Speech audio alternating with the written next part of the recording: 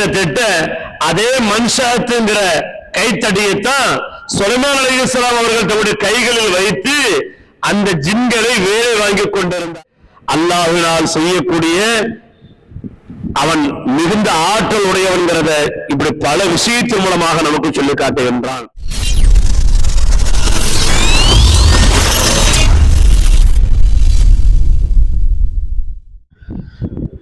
السلام عليكم ورحمة الله وبركاته. الحمد لله رب العالمين، نحمده ونستعينه ونستغفره ونؤمن به ونتوكل عليه ونعوذ بالله من شرور أنفسنا ومن سيئات أعمالنا،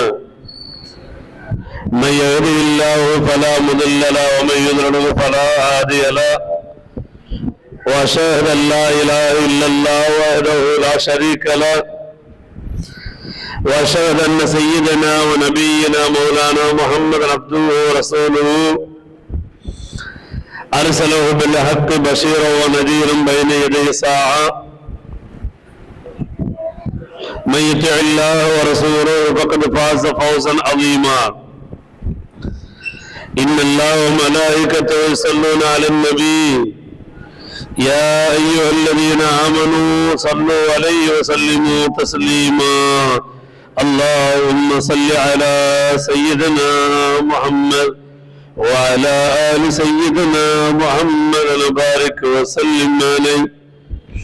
سبحانك لا علم لنا إلا ما علمتنا إنك أنت العليم الحكيم.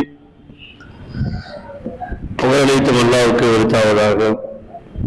அல்லாஹ்வுடைய பேரன்பும் பேரருளும் முஃமின்களாகிய நம் அனைவரின் உயிருக்கு உயிரான உயிரினும் மேலான உத்தம திருநபி கண்மணி காத்தமுன் நபி முத்து முஹம்மது முஸ்தபா ஸல்லல்லாஹு அலைஹி வஸல்லம் அவர்களின் மீதும் அவர்களுடைய குடும்பத்தார்கள், தோழர்கள், தாபியீன்கள், தபா தாபியீன்கள், இறைநேச செல்வர்களான வழிமார்கள், நல்லோர்கள், நாதாக்கள், இந்த அற்புதமான சங்கைக்குரிய ரமலான் மாதத்தினுடைய இந்த மஜ்லிஸில் ஒன்று கொண்டிருக்கக்கூடிய நம்மவர்கள் அனைவரின் மீதும் என்றென்றும் நிலவட்டுமாக. ஆரம்பமாக நம் அனைவருக்கும் இறை அச்சத்தை கொண்டும் இஹ்லாஸ் என்ற உள்ள தூய்மையை கொண்டும் மௌத்திற்கு முன்பாக தௌபா என்ற ஒரு நல்ல நசீபை கொண்டு அல்லாஹ் நம் அனைவரையும் பொருத்திக் கொள்வானாக. நம்மிடம் இருந்து இந்த ரமலானுடைய 2வது 10 விடைபெறும் தருணத்தில் இருக்கிறது. இந்த 2வது 10 நாம் அதிகமாக அல்லாஹ்விடத்தில் கேட்டு வந்த துஆ, அல்லாஹும்ம மக்ஃபிர்லி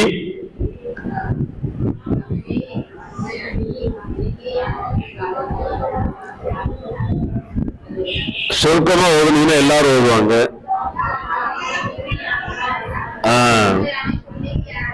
அல்ஹம்துலில்லாஹ். அல்லாஹும்ம மக்ஃபிர்லி துனூபி யா ரப்பல் ஆலமீன். ஷார்ட்டா இந்த துஆ நிறைய ஓதணுமா, நிறைய ஓதிருக்கிறோமா? இப்ப இன்னும் முடிகிற தருவாயில இருக்கிறதுனால நிறைய அதிகமாக ஓதணும். ஏன்னா மகஃபிரத்துடைய 10 நம்மளை விட்டு கடந்து போக போகுது. ஒரு மிகப்பெரிய ஆஃபர், ஒரு மிகப்பெரிய ஒரு ஆப்பர்ச்சுனிட்டி நம்மளை விட்டு கடந்து போகுது. அதனால இந்த வாய்ப்பை நம்ம எந்த அளவுக்கு பயன்படுத்திக்கிறோமோ அந்த அளவுக்கு அல்லாஹ்வுடைய ரஹ்மத்து, அல்லாஹ்வுடைய மகஃபிரத்து அல்லாஹ் நமக்கு தருவான் இன்ஷா அல்லாஹ். அடுத்து வரக்கூடிய 3வது 10 நம்ம ஓத வேண்டிய துஆ, நரக நெருப்பிலிருந்து அல்லாஹ்விடத்திலிருந்து பாதுகாப்பு தேடுற மாதிரி, அல்லாஹும்ம ஆத்திக்னி மினன் நார். ஆமா, யா அல்லாஹ் நரக நெருப்பை விட்டு எங்களை காப்பாத்திருன்னு அல்லாஹ்ட்ட அதிகமாக கேட்க வேண்டிய துஆ இந்த 3வது 10. இன்னைக்கு நம்ம 18வது நோன்பு நோட்டு இருக்கோம். நம்ம ஓரிரு நாட்கள்ல அது வந்து 3வது 10 வந்துடும். இந்த 3வது 10ல நமக்கு தேவையான அமல்களை பற்றி எனக்கு முன்னால் உரையாற்றிய உலமா பெருமக்கள் எல்லாம் போதும் போதும் என்று சொல்லும் அளவிற்கு நிரப்பமாக சொல்லியிருக்கிறார்கள். நம்ம எப்பொழுதுமே இந்த கடந்த வார தராவீஹ் தொழுகையில ஓதப்பட்ட பல செய்திகளில் ஏதாவது ஒரு செய்தியை குர்ஆனிய சிந்தனை என்ற அடிப்படையில நம்ம இன்ஷா அல்லாஹ் பார்க்க போறோம். அப்படித்தானே போன வாரம் பார்த்தோம். ஞாபகம் இருக்கா உங்களுக்கு? போன வாரம் என்ன சப்ஜெக்ட் பேசணும்னு உங்களுக்கு நினைவு இருக்குதா? என்னமா? சாராமாவை பத்தி பேசணுமா? இந்த பிரபஞ்சத்தின் பேரழகி சாராமா. இந்த தலைப்புல தான் நம்ம போன வாரம் அல்லாஹ் குர்ஆன்ல சொன்ன செய்திகளை பார்த்தோம். இந்த வாரம் நம்ம குர்ஆனிய சிந்தனை அடிப்படையில் என்ன பார்க்க போறோம் அப்படின்னு சொன்னா, கடந்த தினங்களில் எல்லாம் இந்த ஒரு வார காலத்தில் நிறைய செய்திகள் பரிமாறப்பட்டது. குர்ஆனுடைய அந்த தராவீஹ் தொழுகையில் ஓதப்பட்ட ஆயத்துக்கள் எல்லாத்தையும் சொல்றதுக்குண்டான அவகாசங்கள் கிடையாது. அதனால நேற்றைய தினம் ஓதப்பட்ட அந்த விஷயத்தை நம்ம இன்ஷா அல்லாஹ் பார்க்கலாம். நேற்றைய தினம் தராவீஹ் தொழுகிறீங்கல்ல, சின்ன சத்தத்தை காணும், ஏதோ தொழுகிறோமா? இங்க தோப்புல பெண்களுக்கு தராவீஹ் தொழுகை எங்க நடக்கிறது இல்லையா? இல்ல,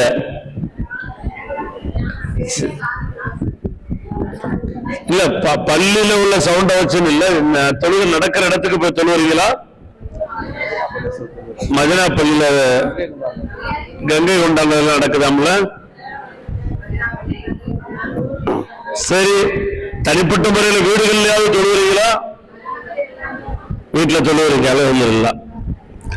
இருந்தாலும் இன்ஷா அல்லாஹ் வரக்கூடிய காலங்கள்ல நம்ம நியத் வைப்போம்.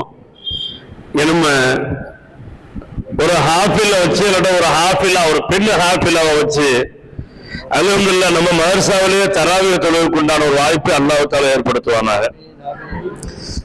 இன்ஷா அல்லாஹ் துஆ செய்யலாமா? ஏன்னா மெயினான ஏரியா நமக்கு இப்போ ஒரு ஸ்கூலை கொடுத்துருக்கிறான், இந்த மாதிரியான ஒரு நல்ல நிர்வாக பெருமக்களை கொடுத்துருக்கிறான். பயானுக்காக எல்லாரும் எங்கிருந்து நிக்கிறோம். என்னமா நேற்று யாசின் போயிட்டாங்களா? என்னமா சரியா கேட்க மாட்டேங்குது. சரி, இன்ஷா அல்லாஹ் அல்லாஹ் நாடினால் வர்ற வருஷம் இன்ஷா அல்லாஹ் நம்ம இதே காகிதமுள்ள ஸ்கூல்ல என்ன நடக்கும்? தராவீஹ் தொழுகை நடக்கும். இன்ஷா அல்லாஹ் நீங்க அதுக்கு ஒத்துழைப்பு தருவீங்களா? ஏமா சவுண்ட கொஞ்சம் கம்மி பண்ணுப்பா. இன்ஷா அல்லாஹ் வரக்கூடிய ஆண்டு நம்ம இதே காகிதமுள்ள ஸ்கூல்ல தராவீஹ் தொழுகைக்கு ஏற்பாடு செய்யல, நீங்க ஒத்துழைப்பு தருவீங்களா? அல்ஹம்துலில்லாஹ். ஏன்னா ஏற்கனவே ஓப்பாளத்துக்கு அந்த பக்கம் ஒரு 2 இடத்துல நடக்குது, தராவீஹ் தொழுகை ஒரு 2 இடத்துல நடக்குது. அங்கேயும் சகோதரிகள் தாய்மார்கள் போறாங்க. இந்த பக்கத்திலேயும் ஒரு 2 இடத்துல நடந்துகிட்டு இருக்குது. ஆனா அது உங்களுக்கு கன்வீனியன்ட்டா போயிட்டு வர்றதுக்கு உண்டான ஒரு வசதி இல்லைன்னு நினைக்கிறோம். அதனால காகிதமுள்ள ஸ்கூலுக்கு வச்சாச்சுன்னா இப்ப பயானுக்கு வரக்கூடிய இதே சகோதரிகள் கூட்டங்கள் என்ன செய்யலாம்? தொழிலுக்கு வரலாம்ல. அப்படி இருக்கும்போது ஒரு குர்ஆனை நம்ம முழுமையாக ஓதி கேட்டு தொழுகிற ஒரு நன்மை கிடைக்கும் நமக்கு. வீட்டுல இருக்கும்போது நம்ம தெரிஞ்ச சூறாக்களை ஓதினாலும் 20 ரக்காத்துக்கு தொழுகிறோம், அப்படித்தானமா?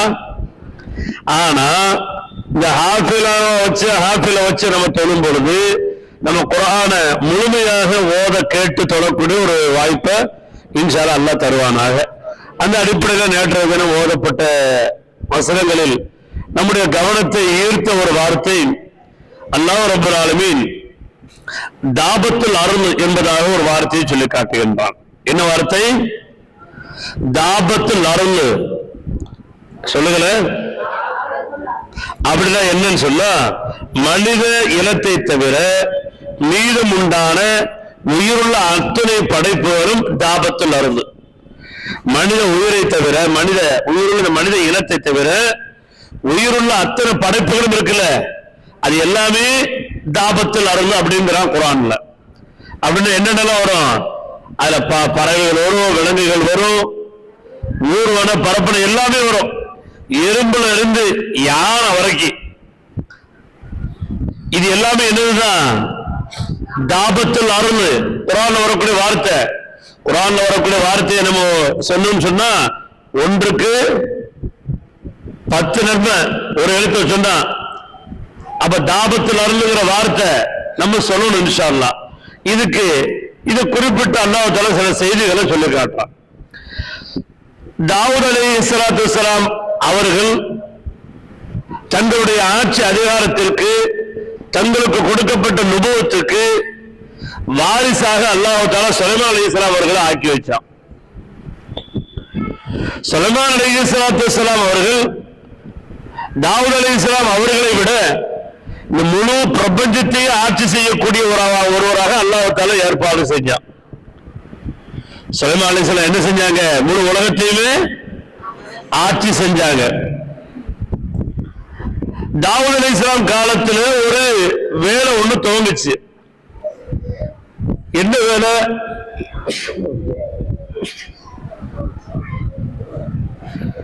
பைத்துல் முகத்தஸ் என்ற இறை இல்லம் கட்டுமான பணி யாருடைய காலத்தில் தொடங்குச்சு? தாவூத் அலைஹிஸ்ஸலாமுடைய காலத்துல தொடங்குச்சு. ஆனா அவங்க காலத்துல அந்த பள்ளியுடைய வேலையை முடிக்க முடிஞ்சிச்சா? முடியல. அப்ப யாருடைய காலத்துல முடிஞ்சிச்சு? அவங்களுடைய மகன் நபி சுலைமான் அலைஹிஸ்ஸலாத்து அவருடைய காலத்துல முடிஞ்சிச்சு.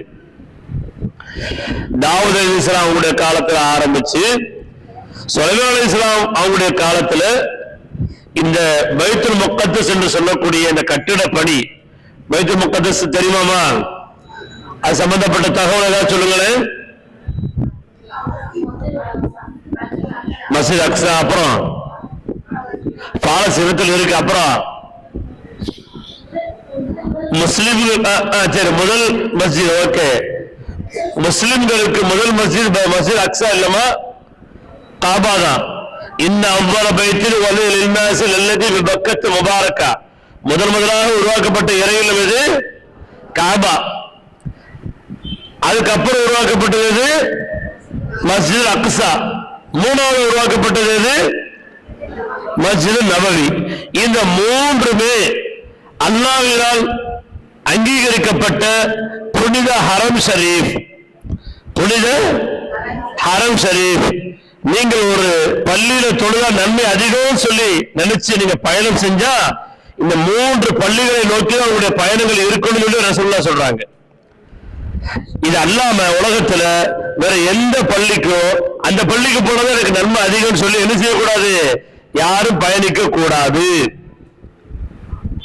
அன்பிற்குரிய சகோதரர்களே, தாய்மார்களே, அப்படிப்பட்ட இந்த பைத்துல் முகத்தஸ் மஸ்ஜித் அக்ஸா கட்டப்பட்ட அந்த நிகழ்வை பற்றி சொல்லும் பொழுது, தாவூத் அலைஹிஸ்ஸலாமுடைய காலத்தில் ஆரம்பிக்கப்பட்டாலும் சுலைமான் அலைஹிஸ்ஸலாமுடைய காலத்தில் இது நிறைவு செய்யப்பட்டது. ஆனால் இந்த கட்டிடப்பணி நம்மை போன்ற சாதாரண மனிதர்களை கொண்டு நடைபெறவில்லை.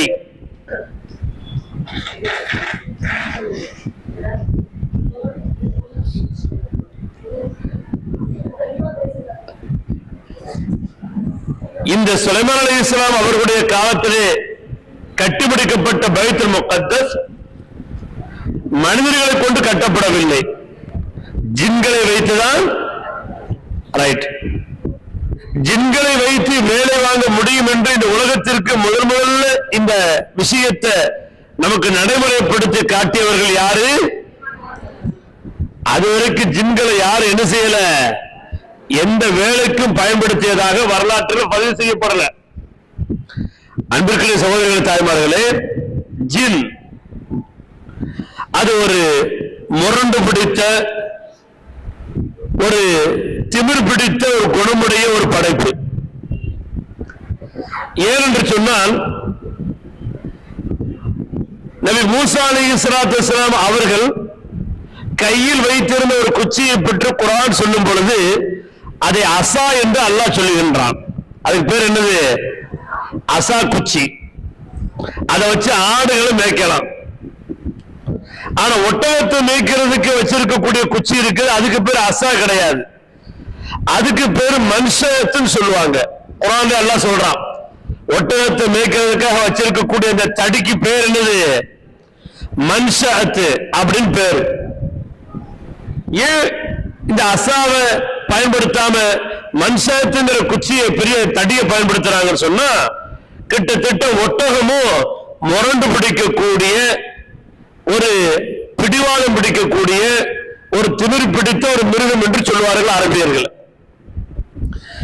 இறக்க சுபாவம் உடையது, ரொம்பவும் இறக்க சுபாவத்துடையதுதான். ஆனால் சில சமயங்கள்ல இந்த ஒட்டகம் திமிரு பிடித்தது மாதிரி திமிரி கொண்டு அலையும். அதை கட்டுப்படுத்துவதற்கு அந்த ஒட்டக மேய்ப்பாளர் கையில் வச்சிருக்கக்கூடிய குச்சி அசா கம்பா இருந்து அது வேலைக்கு ஆகாது, மன்ஷாத் என்று சொல்லக்கூடிய தடியாக இருக்க வேண்டும்.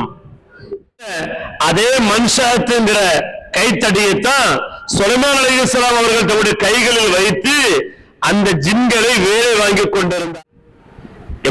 இப்ப நம்ம பேசிக்கிட்டு இருக்கிறது குர்ஆனிய சிந்தனை. குர்ஆன்ல நேற்று தராவியில ஓதப்பட்ட விஷயத்தினுடைய அடிப்படையில் சொல்லப்படக்கூடிய சம்பவம். அப்போ நபிகள் பெருமானார் ஸல்லல்லாஹு அலைஹி வஸல்லம் அவர்கள் சுலைமான் அலைஹிஸ்ஸலாம் அவர்கள் விஷயமாக சொல்லும் பொழுது இந்த உலகத்தையே ஆட்சி செய்த நபி சுலைமான் அலைஹிஸ்ஸலாம் அவர்கள் தான். அவர்கள் ஜின்களையும் என்ன செய்தார்கள்? வசப்படுத்தி அதை வேலை வாங்கினார்கள் பள்ளிகளை கட்டுவதற்காக. சகோதரிகளே, தாய்மார்களே, இந்த சமயத்தில் பள்ளியுடைய வேலை நடந்துகிட்டு இருக்கும் போது சுலைமான் அலைஹிஸ்ஸலாம் அவர்களுடைய தவணை காலம் நெருங்கிவிட்டது. அவங்களுக்கு மௌத்தினுடைய நேரம் நெருங்கிவிட்டது. ஆனால் மஸ்ஜிதுடைய வேலை இன்னும் நிறைய பாக்கி இருக்குது. இப்போ இவர்கள் தங்களுடைய மாளிகையிலே, அந்த கண்ணாடி மாளிகையிலே, அத அசா தடியை கைத்தடியை வைத்து அமர்ந்து அந்த கட்டட வேலையை பார்த்து கொண்டிருக்கிறார்கள். அந்த சுலைமான் நபி பார்த்து கொண்டிருக்கிறார்கள் என்பதை பார்த்து கொண்டு எல்லா ஜின்னுகளும் என்ன செய்து அந்த பைத்துல் முகத்தஸோட கட்டட வேலையை பண்ணிக்கிட்டு இருக்கிறாங்க. இதற்கு இடையில இவர்களுக்கு ரூஹை கைப்பற்றுவதற்கு மலக்குல் மௌத் வந்துடுறாரு. ரூஹு கைப்பற்றப்பட்டாச்சு. உட்கார்ந்து பேசிக்கிட்டு இருக்கிறேன். ரூஹு கைப்பற்றப்பட்டாச்சுன்னா அடுத்து இந்த கையில மைக்கு நிக்குமா, இல்லாட்ட இந்த பேச்சுதான் நிக்குமா, இல்லாட்ட நான் தான் அப்படிதான் உட்கார்ந்து இருப்பேனா? ரூஹு போன உடனே என்ன நடக்கும்? என்னமா நடக்கும்? எல்லாம் தளர்ந்து விழுந்துருவோம், அப்படியே சாஞ்சிருவோம், சரிஞ்சிருவோம், அடுத்து படுக்க வைக்க வேண்டியதான் வேலை. ஆனால் சுலைமான் நபி அலைஹிஸ்ஸலாத்து வஸ்ஸலாம் அவர்கள் தங்களுடைய கைத்தடியை பிடித்தவர்களாக நிமிர்ந்து உட்கார்ந்து இருந்தாங்க இல்லையா?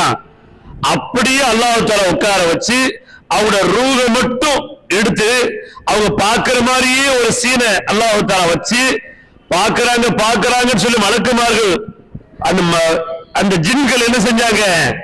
அந்த வேலைகளை எல்லாம் கம்ப்ளீட் பண்றாங்க. கம்ப்ளீட் பண்ணி முடிக்கிறாங்க. இந்த கை தடி அப்படியே அந்த கரையான் என்று சொல்லுவோம் இல்லையா, அந்த கரையான் அந்த கைத்தடியை அரிச்சு அந்த கைத்தடி ஒடிஞ்சு விழுகுது. அப்பதான் இவங்க சரிகிறாங்க. அப்பதான் அந்த ஜின் என்ன சொல்லிச்சான், அடடா அது இவர் எப்பயோ மௌத்தா போயிட்டாரு போல, நமக்கு தெரியாம போச்சு. நமக்கு இந்த இல்முல் கைப் என்ற மறைவான ஞானம் இல்லாததுனால இவர் உயிரோடு இருக்கிறார் நினைச்சு இவ்வளவு கஷ்டமான வேலையை இவ்வளவு செஞ்சுட்டு இருந்துட்டோமே சொல்லி இந்த மலக்குமார்கள் பேசியதாக அல்லாஹ் குர்ஆன்ல சொல்றான். இந்த ஜின்னு கேட்டீங்களா? இந்த ஜின்னினம் பேசியதாக அல்லாஹ் தஆலா குர்ஆன்ல சொல்றான். இங்கு சில விஷயத்தை நம்ம கவனிக்கணும். ஏன் அல்லாஹ் தஆலா தாபத்துல் அருளுங்கிற விஷயத்தை சொன்னா, அடுத்து இங்க சுலைமான் நபி இந்த ஜின் இனத்தை பத்தி பேசுறானே, ரெண்டுக்கு என்ன சம்பந்தம் அப்படின்னு சொன்னா, இந்த தாபத்துல் அருளில் கட்டுப்பட்டதுதான் கரையான் பூச்சி. அது அந்நம்லத்துல் அபியல்னு சொல்லுவாங்க அரபியில. அது ஒரு வெள்ளை எறும்பு என்று சொல்வார்கள். ஆனால் இந்த கரையான் பூச்சிங்கிறது எதையும் எளிதில் அரித்து விடக்கூடியது. எதையுமே எளிதில் அரிச்சிடும். நாளைக்கு நம்மளே மௌத்தாவே கபர் குழுக்குள்ள வச்சா என்ன நடக்கும்? கரையா அரிச்சு போயிடும், அவ்வளவுதான். கரையா அரிச்சு உடம்புல இருக்கக்கூடிய எல்லா ஸ்பேர் பார்ட்ஸையும் தின்னு எலும்பையும் என்ன செஞ்சிடும்? அரிச்சு எடுத்து ஒண்ணுமில்லாம மண்ணோட மண்ணை மக்கி போக வச்சிடும். அவ்வளவு பவர் இந்த கரையானுக்கு இருக்குது. வீடுகள்ல, ஜன்னல்ல, கதவுல இந்த கரையானை பாக்குறோம்ல, எவ்வளவுதான் தட்டி விட்டாலும் மறுபடியும் என்ன செய்யுது? அது வந்துருது. ஏன்னா அதற்குண்டான டியூட்டி, அதற்குண்டான உணவு அதுதான். அப்ப இந்த கரையானும் தாபத்துல் அருளில் கட்டுப்பட்டது என்று அல்லாஹ் இங்கு சொல்லி காட்டுகின்றான். இந்த நிகழ்வுல 3 விதமான படிப்பினை நமக்கு இருக்குதுமா. என்ன படிப்பினைன்னு சொன்னா, ஒருத்தர் எவ்வளவு பெரிய பொறுப்புல இருந்தாலும் அவருக்குரிய தவணை வந்துவிட்டால் அல்லாஹ் என்ன செய்ய மாட்டான்? பிற்படுத்த மாட்டான். சுலைமான் நபி ஒரு நபி தானே. அந்த நபி ஒரு மஸ்ஜித் கட்டுற பணியில இருக்கிறாங்கன்னு அல்லாஹ்வுக்கு தெரியுமா தெரியாதா? என்னமா தெரியும் தானே. அப்போ அந்த பணி முடிகிற வரைக்கும் அவர்கள் உயிரோடு வச்சிருக்கலாமா இல்லையா? அல்லாஹ் ஆனா வச்சிருந்தானா? இல்ல. அப்ப இந்த உலகத்திற்கு இதன் மூலமாக சொல்லக்கூடிய செய்தி என்ன தெரியுமா? அவருக்கு உண்டான தவணையில் அவரவருடைய ரூஹு கைப்பற்றப்பட்டே தீரும். மௌத்துங்கிறது யாருக்கும் எந்த காரணத்தை கொண்டு என்ன செய்யப்பட மாட்டாது, பிற்படுத்தப்பட மாட்டாது அப்படிங்கிற விஷயத்தை இந்த உலகத்துக்கு அல்லாஹ் தஆலா சுலைமான் நபி அவர்களுடைய ரூஹை கைப்பற்றிய விஷயத்தில் அல்லாஹ் தஆலா குர்ஆன் மூலமாக சொல்லி காட்டுறான். இரண்டாவது செய்தி, இவங்க மௌத்தா போனதுனால இவங்க நடத்தி கொண்டிருந்த அந்த கட்டுமான பைத்துல் முக்கத்தஸுடைய பணி பாதியிலே நின்று போயிருச்சா? அது அறகுறையிலே நின்று போயிருச்சா? இல்ல. அப்ப இதன் மூலமாக இந்த உலகத்துக்கு இந்த உம்மத்துக்கு அல்லாஹ் என்ன சொல்ல வர்றா? நம்ம நினைச்சுக்கிட்டு இருக்கிறோம் எப்படியாவது அந்த காரியத்தை செஞ்சு முடிக்கணும், இந்த காரியத்தை செஞ்சு முடிக்கணும், என் பிள்ளைகளுக்கு அதை செஞ்சு கொடுக்கணும் அப்படி எல்லாம் நினைக்கிறோம். நம்ம இதுக்கடையில் நமக்கு மௌத்து வந்துருச்சுன்னு சொன்னா நம்ம மௌத்தா போனதுக்கு பிறகு அந்த வேலைகள் அப்படி பாதியில நின்றுமா? நிக்காது. நம்ம இருந்தா எப்படி நடக்குமோ அதோட சிறப்பாவே அல்லாஹ் நடத்துவான். அப்படித்தானமா? நம்மளை கொண்டுதான் நம்ம நினைக்கிறோம். இல்லை இல்லை, நம்மை கொண்டு அல்ல, இது அல்லாஹ்வை கொண்டு நடக்குங்கிறத இந்த படிப்புல இரண்டாவது செய்தி இங்கு சொல்லப்படுது. அப்ப சுலைமான் அலைஹிஸ்ஸலாமுடைய ரூஹ் போனதுக்கு பிறகும் அவங்களுடைய மையத்தை ஜனாசாவை உட்கார வச்சு எல்லா ஜின்னினத்தையும் வேலையை வாங்கி அந்த பைத்துல் முக்கத்தஸுடைய கட்டுமான பணியை பரிபூர்ணமாக அல்லாஹ் முடிக்க வைத்ததன் மூலம் இந்த உலகத்திற்கு இந்த உம்மத்திற்கு சொல்லக்கூடிய செய்தி என்ன? நாம் மௌத்தாகிவிட்டாலும் நாம் சம்பந்தப்பட்ட விஷயங்களும் வேலைகளும் தொடர்ந்து நடந்து கொண்டேதான் இருக்கும். இவர் மௌத்தா போயிட்டாரு, அதில் இந்த வேலை பாதியில நின்று போச்சு அப்படின்னு இருக்குதா? இல்ல. அப்ப இரண்டாவது படிப்பினை இதுதான். மூன்றாவது படிப்பினை ஜின் சம்பந்தப்பட்ட ஒரு செய்தி. ஜின்களுக்கு இல்முல் கைப் என்று சொல்லக்கூடிய மறைவான ஞானமெல்லாம் இருக்குன்னு சொல்லி மக்களுக்கு மத்தியில ஒரு எண்ணம் இருந்தது. மக்களுக்கு மத்தியில ஜின்னுக்கு மறைவான ஞானமெல்லாம் தெரியும், ஜின்னுக்கு இதெல்லாம் தெரியும் அப்படின்னு சொல்லி இன்னைக்கும் கூட நம்ம நம்பிக்கிட்டு இருக்கிறோம். இந்த இடத்துல அல்லாஹ் தஆலா இந்த குர்ஆன்ல என்ன செய்தி இங்க குறிப்பிடுறான்? ரூஹ் கைப்பற்றப்பட்ட அந்த சுலைமான் நபியுடைய ரூஹ் எப்ப கைப்பற்றுச்சுன்னே தெரியாமலேயே அந்த ஜின் இனம் என்ன செஞ்சிருக்குதுங்க, வேலை பார்த்துக்கிட்டே இருந்திருக்கிறாங்க. அப்ப இந்த இடத்துல ஜின்னே பேசுற மாதிரி அல்லாஹ் குர்ஆன்ல சொல்றான், அடடா சுலைமான் நபியுடைய ரூஹ் கைப்பற்றப்பட்ட அந்த இல்மு ஞானம், அந்த இல்முல் கைப் நமக்கு தெரியாம போச்சு. தெரிஞ்சிருந்தா இந்த மாதிரி கஷ்டமான வேலையை நம்ம செஞ்சுக்கிட்டு இருக்க வேண்டிய அவசியம் இருந்திருக்காதுன்னு அந்த ஜின்னு சொன்னதாக அல்லாஹ் குர்ஆன்ல பதிவு செய்யறான். அப்ப அதனுடைய வாயிலிருந்து ஒரு ஸ்டேட்மெண்ட் வர வைக்கிறான். அந்த ஜின்னுக்கு என்ன இல்ல? இல்முல் கைப் என்ற மறைவான ஞானம் இல்ல. மறைவான ஞானம் என்ன இல்லமா? யாருக்கு? அந்த ஜின்னுக்கு கிடையாது அப்படிங்கிற செய்தியையும் இங்கு பதிவு செய்யப்படுகிறது. ஒன்றல்ல, இரண்டல்ல, மூன்றல்ல, இந்த நிகழ்வுகளின் மூலமாக அடுத்த ஒரு படிப்படியை அல்லாஹ் தஆலா சொல்றான். ஒரு கல்ல ஒரு மாங்காய் இல்ல, பல மாங்காய் அப்படிங்கிற மாதிரி அல்லாஹ் ஜல்ல சுப்ஹானஹு வ தஆலா இந்த ஒரு நிகழ்ச்சியில அடுத்தடுத்து படிப்பினைக்குரிய விஷயங்களை நமக்கு தர்றான். கரையான், இந்த தாபத்தில் அருள்ங்கிற கரையாங்கிறது ஒரு அற்பமான ஒரு ஜீவராசி. அத நம்ம எதுக்காக பயன்படுத்துறோமா? நம்ம மனித இனத்துக்கு எதுக்காக பயன்படுத்தாம? அது பயன்படுத்துற, அது நம்முடைய கண்ணுக்கும் படுறது ரொம்ப ரேரு. ஆனா அதை பத்தி சொல்றதுக்கு கூட, உதாரணமா சொல்றதுக்கு கூட அல்லாஹ் தஆலா என்ன செய்யல? வெட்கப்படல. அந்த கரையானை பற்றிய செய்தி இங்கே அல்லாஹ் என்ன செய்யறான்? பதிவு செய்யறான். இன்னல்லாஹ லா யஸ்தஹி அய்யரிப மஸலம் மா பஊலத்தன். அற்ப விஷயத்தை கொண்டு உதாரணமாக உங்களுக்கு ஒரு விஷயத்தை சொல்றதுக்கு கூட அல்லாஹ் என்ன செய்யப்பட மாட்டான்? வெட்கப்பட மாட்டான். அன்பிற்குரிய சகோதரர்களே, தாய்மார்களே, சுலைமான் நபி அவர்களுடைய உடல் சரிந்த உடனே எல்லாரும் கூடிட்டாங்க. கரையை அரைச்சு அந்த கைத்தடி ஒடிஞ்சு விழுந்து அப்பதான் தெரியுது. அப்போ உங்க ரூஹ் எப்ப கைப்பற்றப்பட்டிருக்கும் அப்படின்னு சொல்லி அந்த மக்கள் ஆய்வு செஞ்சு பார்க்கும்போது அதே இடத்துல ஒரு கம்பை நட்டு வைக்கிறாங்க. ஒரு இரவு ஒரு பகல் 24 மணி நேரத்திற்கு அந்த கரையான் எவ்வளவு தூரத்திற்கு அரித்து வேலை செய்கிறது என்பதை கணக்கிட்டார்கள்.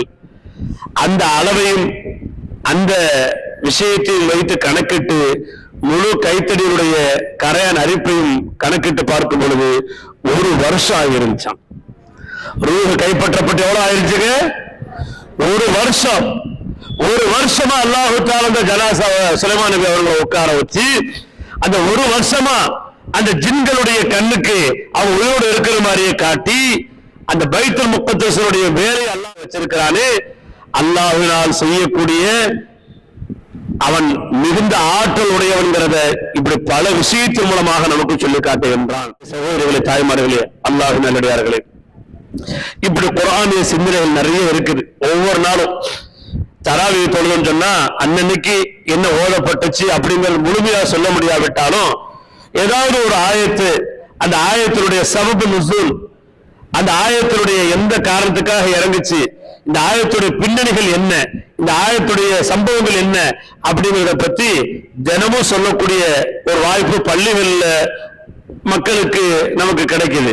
ஆனா உங்களுக்கு வாரத்துக்கு ஒரு தடவையாவது இந்த நிகழ்ச்சியின் மூலமாக குர்ஆனிய சிந்தனை, தராவீஹ் தொழுகையில் நாம் ஓதிய ஆயத்துக்களிலிருந்து நமக்கு ஒரு தகவல் அப்படிங்கிற அடிப்படையில இந்த தகவல் உங்களுக்கு தெரியப்படுத்தப்படுகிறது.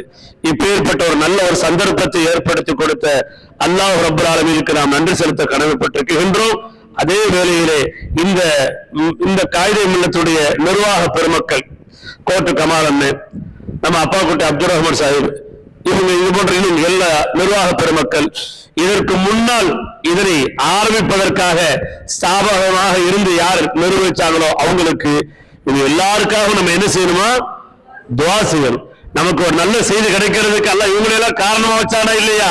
அல்லாஹ் தஆலா இவர்களை அல்லாஹ் தஆலா புரிந்து கொள்வானாக. இவர்களுடைய செயல்களை இன்னும் அல்லாஹ் தஆலா விரிவுபடுத்துவானாக. இவர்களுக்கு அல்லாஹ் தஆலா உடல் ராகத்தை, மன நிம்மதியை கொடுப்பானாக. ஆயுளில் பறக்கச் செய்வானாக. அன்பிற்குரிய பெருமக்களே, அல்லாஹ் நல்லடியார்களே, தாய்மார்களே, இன்ஷா அல்லாஹ் ரமலானுக்கு பிறகு தொடர்ந்து மதரசாவுடைய ஒரு பணி நம்முடைய ஸ்கூல்ல நடந்துகிட்டு தான் இருக்குது. ஆனா உங்களுடைய பிள்ளைகளை தாராளமான முறையில் அனுப்பி வைங்க.